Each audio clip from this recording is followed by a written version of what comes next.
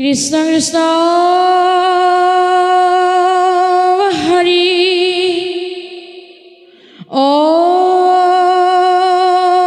ৰাম কৃষ্ণ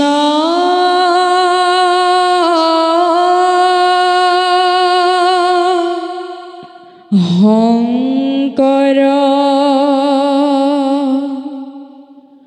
গুৰু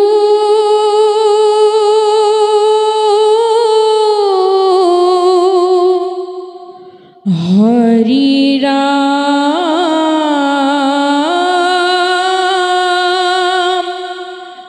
হৰি ৰাম ৰাম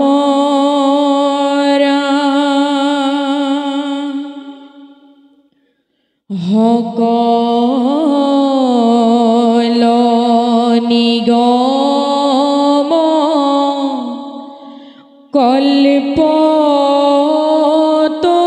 কল্পতৰু তাৰ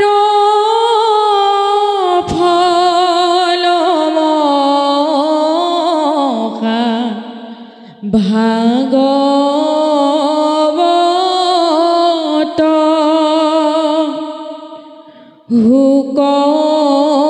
হুকমুখে আহি ভূমিত ভৈলা বিদিত ৰখত চতুৰ যিটো জন কৃষ্ণৰ চৰণে দিয়া মন পৰম সন্তোষে পিয়ুক ৰখয় অমৃত পৰম সন্তোষে পিয়ুক ৰখয় অমৃত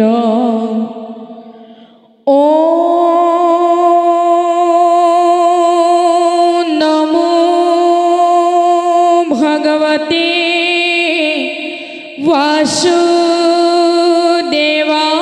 वासुदेवाय ॐ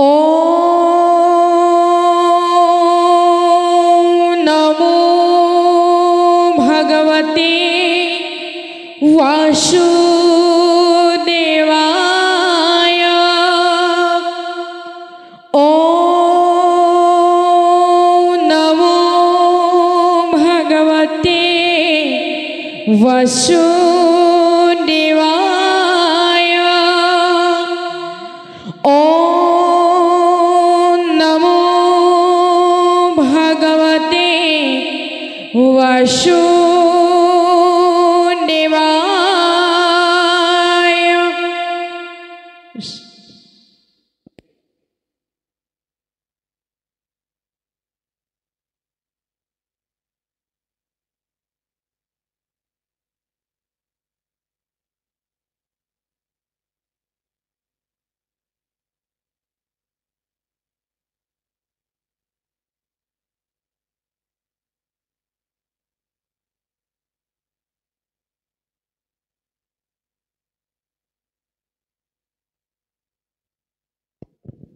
মঙ্গলাচৰণ পদ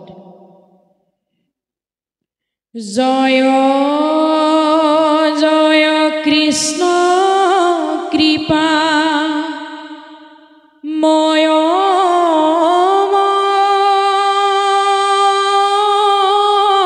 হে স্বৰ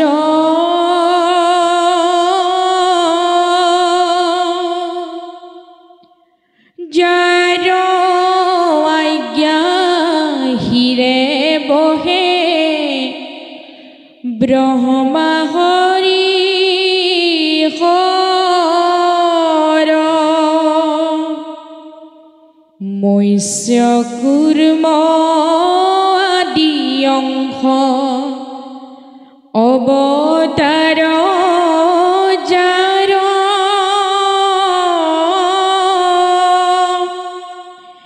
ঈশ্বৰ কৃষ্ণক কোটি কোটি নমস্কাৰ নমো নমো মধুমূৰ ৰিপু মহাহৰি অন্তৰ্জয় উত্তমৱাতি হৈ যা কস্মৰি সমস্তে জগত উদ্ধাৰক যাৰ নাম হেনয় কৃষ্ণক কৰো সহস্ৰ প্ৰণাম প্ৰভু ভগৱন্ত ভক্তৰ নৱনিধি হৰি স্মৰণে আৰম্ভৰ হৌক সিদ্ধি পৰীক্ষিত মুখ্য কথা দ্বাদশ স্কন্ধৰ কৃষ্ণৰ চৰণে ভনে কিংকৰ কৃষ্ণ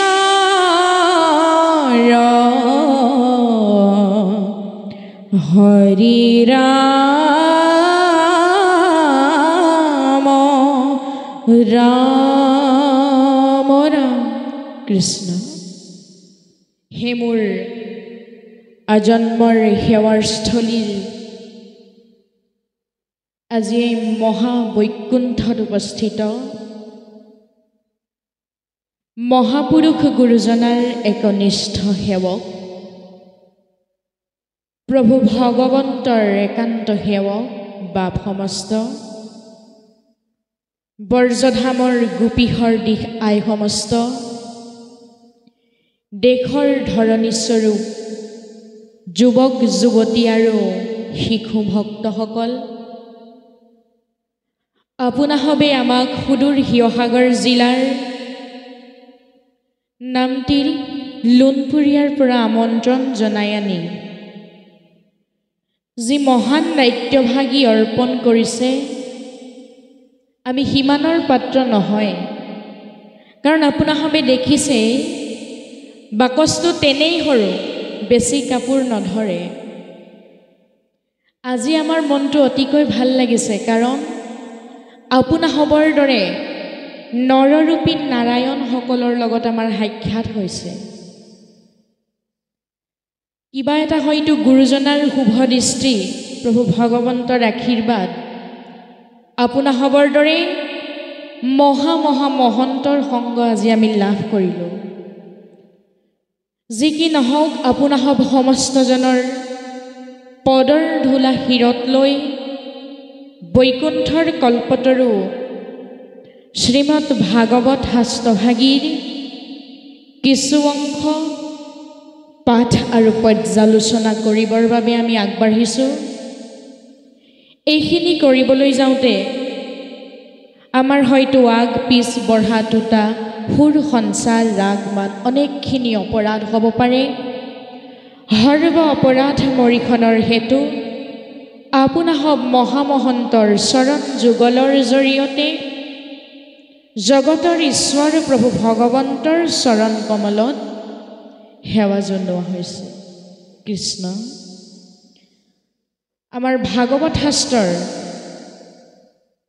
প্ৰত্যেকটো শ্লোকেই হ'ল কামধেনুৰ তুল্য যি যেনেদৰেই দোহন কৰে তেনেদৰেই পাই যায় যিহেতু আমি এতিয়া মঙ্গলা চৰণত উলিয়াইছোঁ প্ৰথমতে মঙ্গলা চৰণৰ বিষয়ে আমি আলোচনা কৰিব লাগিব মঙ্গলা চৰণ ইয়াৰ অৰ্থটো কি মঙ্গল যোগ আচৰণ মঙ্গল আচৰণ কৰাকেই মঙ্গলাচৰণ বুলি কোৱা হয় মঙ্গলাচৰণৰ প্ৰথম শ্লোকভাগিত সুন্দৰভাৱে লিখা আছে জন্মদস্য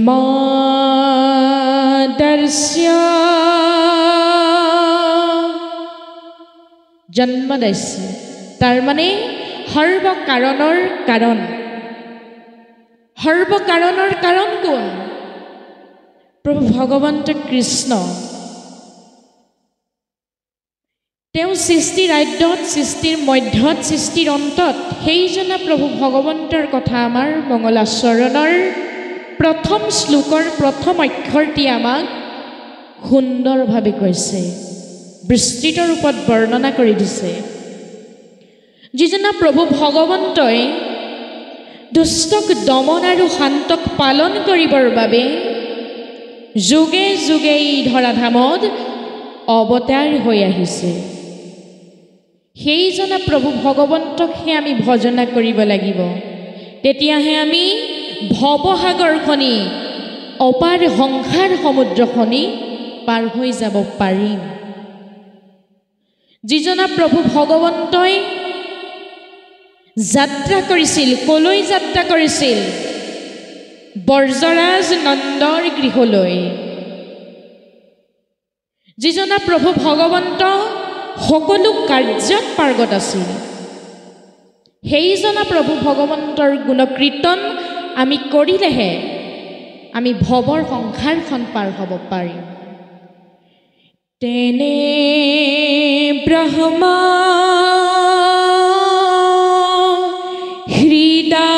হৃদয়বাদী কৱায়ে মুহন্তি চতুসুৰায় যিজনা প্ৰভু ভগৱন্তৰ প্ৰেমত ইন্দ্ৰ বায়ু বৰুণ আদি দেৱ দেৱতাসকলক আদি কৰি 33 কোটি দেৱ দেৱতা মুগ্ধ হৈ পৰিছিল ত্ৰেজুৱাৰী মৃদাংগ যথা বিনিময়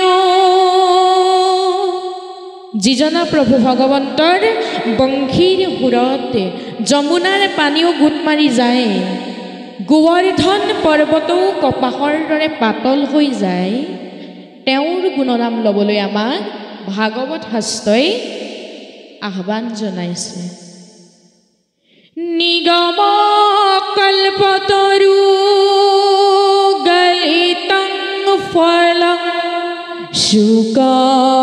শুকমুখাদ অমৃত দ্ৰৱসংযুতং প্ৰিয়তা ভাগৱতং ৰসমালয়ং মুহুৰহু ৰসিকা ভুবি ভাবুকা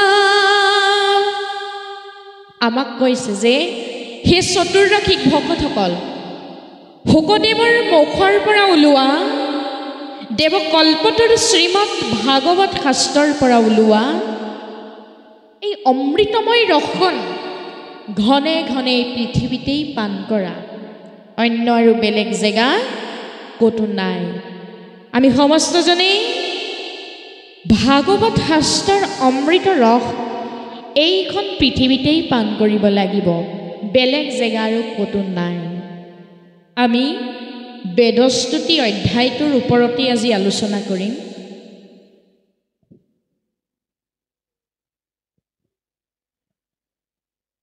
মহাপুৰুষ শ্ৰীমন্ত শংকৰদেৱ গুৰুজনাই জীৱৰ কল্যাণৰ বাবে আমাৰ সমস্তজনৰ মাজতেই ভাগৱত শাস্ত্ৰভাগী দি থৈ গ'ল আমি সমস্তজনে ইয়াৰ আচল তত্ত্বটো ল'লে এই সংসাৰখন এই অপাৰ সংসাৰ সমুদ্ৰখনি সহজতে পাৰ হৈ যাব পাৰে শংকৰদেৱ গুৰুজনাই বেদস্তুতিৰ মাধ্যমেৰে আমাৰ সমস্তজনক ভগৱন্তৰ গুণকীৰ্তন কৰিবৰ বাবে সুন্দৰভাৱে উপদেশ প্ৰদান কৰি থৈ গৈছে এই বেদস্তুতি অধ্যায়টোৰ ওপৰত আলোচনা কৰিবৰ বাবে আমাৰ দৰে অল্পমতি জীৱ আত্মাৰ অকণমানো ধৃষ্টতা নাই। তথাপিতো আপোনাসৱৰ চৰণ কমলৰ যোগেদি প্ৰভু ঈশ্বৰৰ চৰণ কমলত সেৱা জনাই আমি এই বিষয়টোৰ ওপৰত কিছু অংশৰ পাঠ আৰু পৰ্যালোচনা পঢ়াবলৈ আমি সমস্তজনে সেৱা ধৰিছোঁ। এই বেদস্তুতি অধ্যায়টো মহাপুৰুষ গুৰুজনাই কলিযুগৰ জীৱৰ তৰণৰ বাবে আমাৰ সমস্তজনৰ মাজত দি থৈ গ'ল। আমি সমস্তজনে এই অধ্যায়টোৰ পৰা আচল তত্ত্বসমূহ লৈ আমাৰ জীৱনটো পৰিচালিত কৰিব পাৰিব লাগিব। আমি সমস্তজনে প্ৰভু ভগৱন্তৰ চৰণ কমলত সদায় এটাই প্ৰাৰ্থনা কৰিব লাগে যে হে প্ৰভু দয়াময়, তুমি যাতে আমাৰ সমস্তজনকেই এই মায়া সাগৰখনৰ পৰা মুক্তি দিয়া প্ৰভু। আমি এইদৰে প্ৰভু ভগৱন্তৰ চৰণত প্ৰাৰ্থনা কৰিব লাগিব যে আমি সমস্তজন মায়াৰ বন্ধনত সোমাই আছোঁ। মায়াই জৰিডালে আমাৰ সমস্তজনকে বান্ধি থৈ দিছে। মায়াৰ বন্ধনত সোমাই আছে মৃত্যুৰ ভয়, তাৰ লগত সম্বন্ধ আছে ছয় সত্ৰৰ, যেনে অজ্ঞ অৰ্থাৎ ভ্ৰু, কণ্ঠ, হৃদয়, উদৰ, নাভি আৰু জ্ঞানেন্দ্ৰিয়। গুৰুজনাৰ মতে এই ছয় সত্ৰক ধ্যান কৰোঁতাজনক সততে মৃত্যুৰ ভয়ে বেৰি থাকে। সংসাৰ চক্ৰ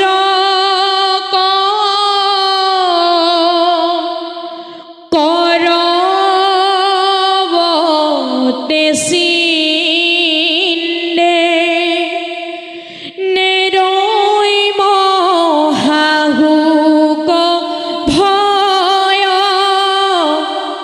তোমাৰ চৰণে পখিলো হৰণে ৰক্ষা কৰা কৃপাময়।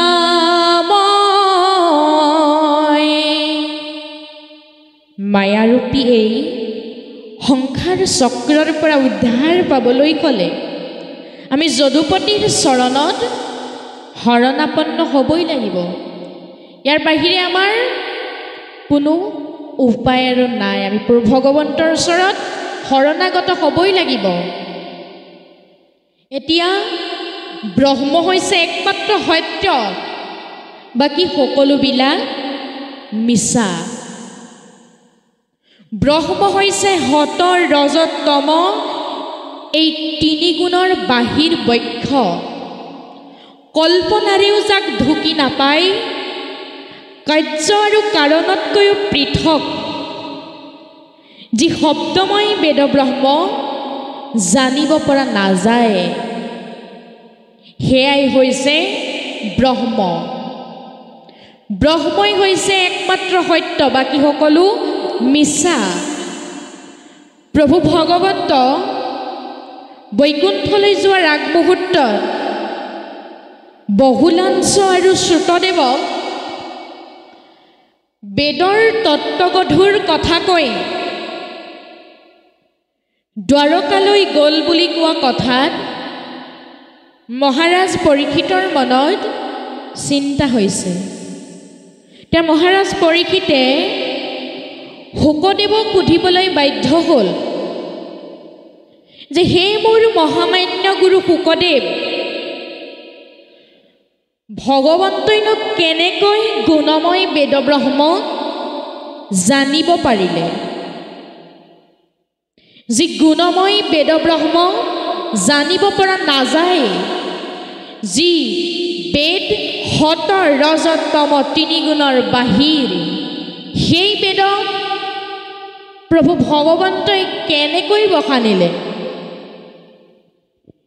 এই কথাটো মোক বুজাই কওক গুৰুদেৱ। তেতিয়া শুকদেৱে পৰীক্ষিতক কৈছিল যে সেই পৰীক্ষিত তুমি মোৰ কথা শুনা, বেদ গুণময় নহয়, ভগৱন্ত ঈশ্বৰৰ লীলা চৰিত্ৰ অৱতাৰসমূহে গুণময়। বেদে ভগৱন্তৰ গুণবিলাকহে বৰ্ণনা কৰে, সেইবাবে বেদক গুণময় বুলি কোৱা হয়। গুণৰ ওপৰত প্ৰবৃত্তি হৈ থকাৰ কাৰণেহে বেদক গুণময় বুলি কোৱা হয়। প্ৰকৃততে বেদ গুণময় নহয়, ঈশ্বৰৰ গুণজকবিলাকহে গুণময়। তেতিয়াহে পৰীক্ষিত যায় এই বিষয়টো অতি সুন্দৰভাৱে জানিব পাৰিছে। এতিয়া আমি সমস্তজনেই পঞ্চসাগৰত বিলীন হৈ আছোঁ। এই পঞ্চসাগৰৰ পৰা মুক্তি কেনেকৈ পাম? ইয়াৰ পৰা মুক্তি পোৱাৰ উপায় মাত্ৰ এটাই, ভগৱন্তৰ গুণনাম একান্ত মনে কায় বাক্য মনে একান্ত ভাৱে সুদৃঢ় বিশ্বাসে শ্ৰৱণ কীৰ্তন কৰা। এই পঞ্চসাগৰ কেইখন কি কি? প্ৰথমখনি সাগৰ হৈছে মায়াৰ সাগৰ। আমি সমস্তজন মায়াৰ সাগৰত বিলীন হৈ আছোঁ। জন্ম হোৱাৰ পৰা মৃত্যুৰ আগমুহূৰ্তলৈকে আমি মায়াৰ সাগৰখনতেই পৰি থাকোঁ। ইয়াৰ পৰা মুক্তি পাবলৈ হ'লে ভগৱন্তৰ গুণনাম শ্ৰৱণ কীৰ্তন কৰিব লাগিব। দ্বিতীয়খনি সাগৰ হৈছে মোহৰ সাগৰ। আমাৰ সকলোজনৰে মোহ আছে, আইসকলৰ মোহটো অলপমান বেছি নহয়নে বাৰু? প্ৰমাণ চাব পাৰিব আপোনালোকে। তৃতীয়খনি সাগৰ হৈছে লোভৰ সাগৰ। মৰি গৈছে তথাপিতো লোভ এৰা নাই। যিমান জ্ঞানী শাস্ত্ৰজ্ঞ তত্ত্বজ্ঞ হ'লেও মনে মনে হ'লেও অভক্ষ ভক্ষণ কৰিবই।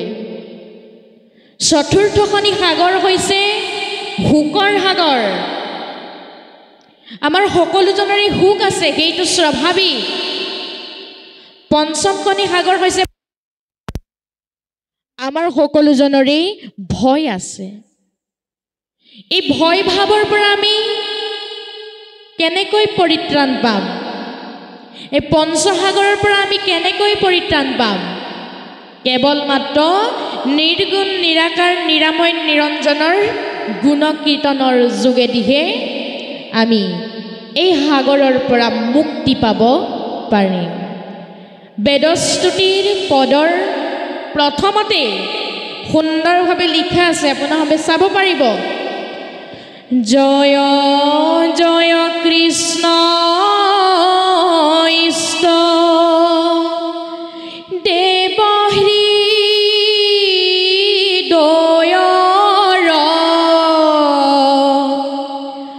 পৰম ঈশ্বৰ কৃষ্ণ সৰ্বগুণে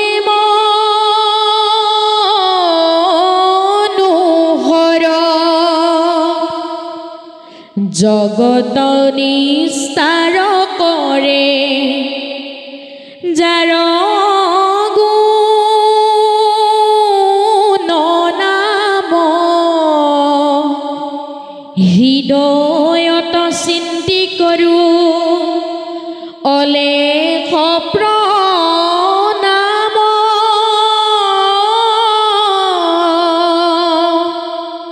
আমাক কৈছে জয় জয় কৃষ্ণ ইষ্ট দেৱ হৃদয়ৰ। এতিয়া আমাৰ হৃদয়ৰ দেৱতাজন কোন? আমাৰ ইষ্টদেৱ কোন? হৃদয়ত কোন থাকে? প্ৰভু ঈশ্বৰ কৃষ্ণ। আমাৰ হৃদয়ৰ দেৱতাজন হৈছে কৃষ্ণ। এই হৃদয়ৰ দেৱতাজনক সন্তুষ্ট কৰিবলৈ হ'লে আমি কি কৰিব লাগিব? তেৰাৰ গুণ কীৰ্তন কৰিব লাগিব।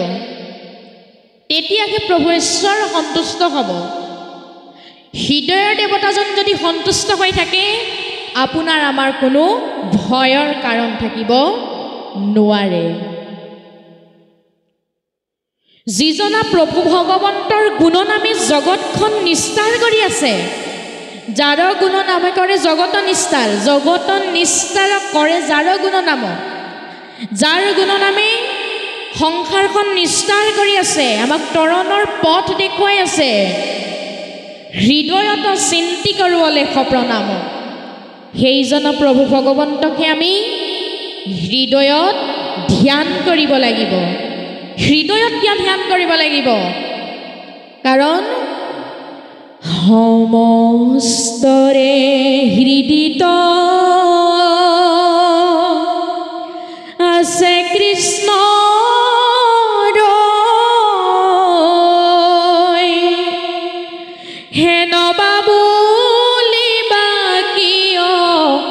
হবে নে দেখ,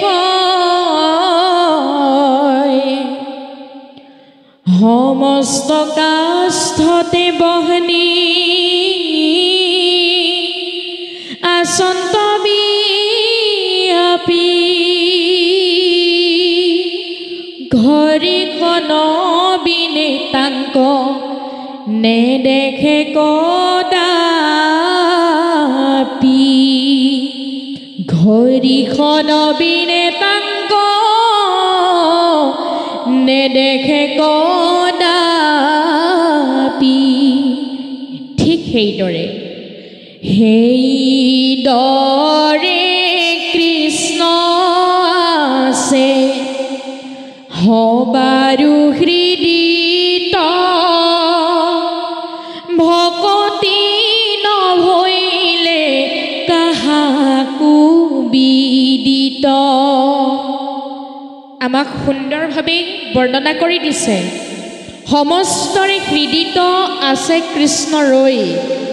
আমাৰ সমস্তজনৰ হৃদয়তে প্ৰভু ভগৱন্তক প্ৰভু বিৰাজমান হৈ আছে, আত্মাৰূপে বিৰাজমান হৈ আছে। হেন বা বুলি বা কিয় হবে নেদেখয়, কিন্তু সকলোজনে তেওঁ দেখা নাপায়। কিয় দেখা নাপায়? সমস্ত কাষ্ঠতে বহনি আসন্ত ব্যাপী। যেনেদৰে সকলো কাঠতেই জুই আছে, ঘড়ীখনৰ বিনে তাংক নেদেখে কদাপি। যেনেদৰে কাঠে কাঠে ঘৰখন নহ'লে জুই দেখা নাপায়, ঠিক সেইদৰে কৃষ্ণ আছে সবাৰো হৃদিত। সকলো কাঠত জুই থকাৰ দৰে কৃষ্ণও আমাৰ হৃদয়ত আছে। ভকতি নভৰিলে কাহাকো বিদিত, কিন্তু ভক্তি নহ'লে সেইজনা প্ৰভু ঈশ্বৰকো আমি দেখা নাপাম। হৃদয়তহে আছে কৃষ্ণ। আমি সমস্তজন নামঘৰলৈ কিয় আহিছোঁ? নামঘৰ বা মছজিদত ঈশ্বৰ নাই। ঈশ্বৰ ক'ত আছে? আমাৰ হৃদয়তহে আছে। প্ৰথমতে আমি হৃদয়ৰ বন্তিগছি জ্বলাব লাগিব। আমাৰ মহাপুৰুষ গুৰুজনাই প্ৰভু ভগৱন্তক নামৰ গৃহৰ মণিকূটত স্থাপন কৰি দেখুৱালে, যাতে আমি প্ৰভু ভগৱন্তক সেৱা কৰোঁতে কৰোঁতে এদিন আমাৰ হৃদয়ত উপলব্ধি হয়। সেইবাবে গুৰুজনাই নামৰ গৃহত গুৰু আসনত প্ৰতিষ্ঠা কৰি দেখুৱালে প্ৰভু ভগৱন্তক, নহয়নে বাৰু? কিন্তু ঈশ্বৰ আমাৰ প্ৰকৃততে হৃদয়তে আছে। বহুতে কয় বোলে ঈশ্বৰ ক'ত আছে? ঢেকীয়াখোৱা বৰনামঘৰত ঈশ্বৰ আছে। ঈশ্বৰ ক'ত আছে? মইনাপুৰীয়া নামৰ গৃহত আছে। নাই, আমাৰ হৃদয়তহে আছে প্ৰভু ভগৱন্ত। ইয়াৰ পাছত বেদস্তুতিৰ পদে আমাক অতি সুন্দৰভাৱে কৈছে, যাৰ দয়া বলে খুৰা পৰ্বতে চৰাবে, মুখে ৰব নাহি যাৰ হিউ কবি হুৱে হে নয় পৰমানন্দ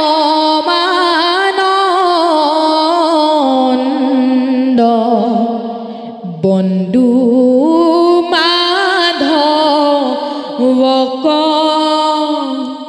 কৰা কৃপা বাপ কৃষ্ণ মই অজ্ঞানিক।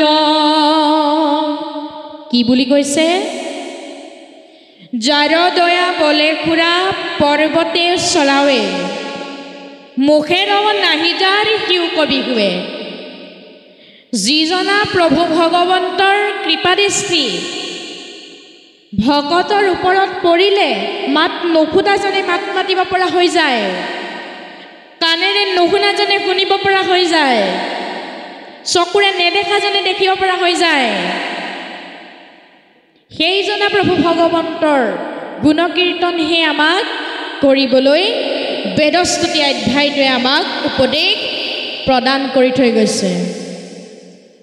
হেনয় পৰমানন্দ বন্ধু মাধৱক কৰা কৃপা বাপ কৃষ্ণ মই অজ্ঞানিক। জ্ঞানীজনে নিজকে কেতিয়াও অজ্ঞানী বুলি নাভাবে, ভাবে জানো? আৰু অজ্ঞানীজনেও নিজকে অজ্ঞানী বুলি নাভাবে। কিন্তু আপোনালোকে সমাজ ব্যৱস্থাত মন কৰিব,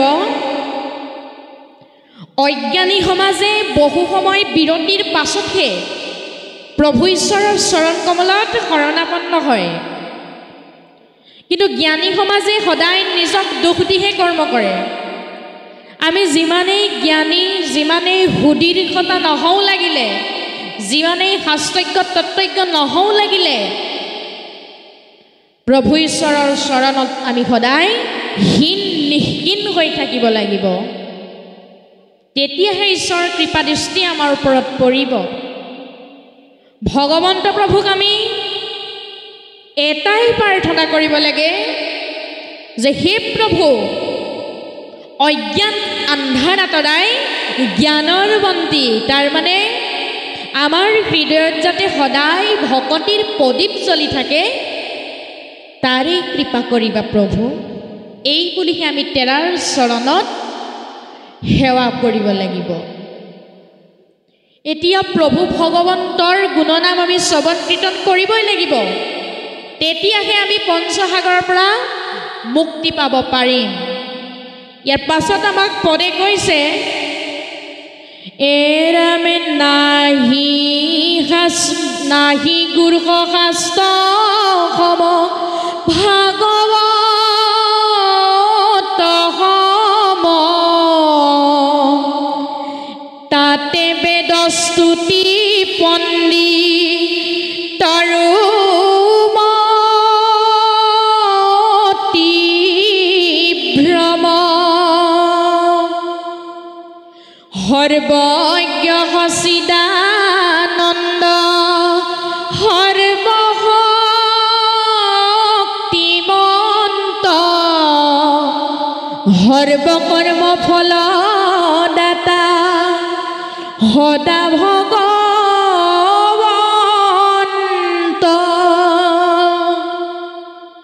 আমাক কৈছে যে নাহি অৰ্থ গুৰুষ শাস্ত্ৰ ভাগৱত সম, তাতে বেদস্তুতি পণ্ডিতৰ মতিভ্ৰম। ভাগৱত শাস্ত্ৰৰ সমান হেনো জটিল অৰ্থ থকা শাস্ত্ৰৰ দ্বিতীয় ভাগী নাই। ভাগৱত শাস্ত্ৰৰ অৰ্থ বুজি পোৱাটো আমাৰ বাবে জটিল। আমি সমস্তজনে ইয়াৰ অৰ্থ বুজি পাবলৈ কি কৰিব লাগিব? ভকতিৰ পঢ়াশালীত যোগদান কৰিব লাগিব, আমাৰ নামভৰ্তি কৰিব লাগিব। যেতিয়া ভকতিৰ পঢ়াশালীত আমি নামভৰ্তি কৰিম, তেতিয়াই প্ৰভু ঈশ্বৰৰ কৃপাদৃষ্টি আমাৰ ওপৰত পৰিব।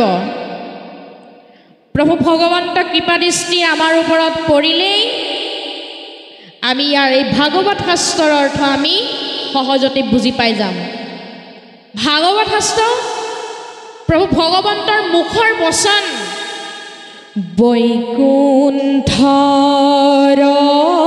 শাস্ত্ৰ কৃষ্ণ মুখৰ বচন আৰু কি ততক পাৱে যে হে জন কৃষ্ণৰ মুখৰ বচন এই ভাগৱত শাস্ত্ৰ আৰু অৰ্থ বুজি পাবলৈ আমি তেওঁৰ চৰণতে শৰণাপন্ন হ'ব লাগিব ইয়াৰ বাহিৰে বেলেগ উপায় আৰু আমাৰ হাতত নাই।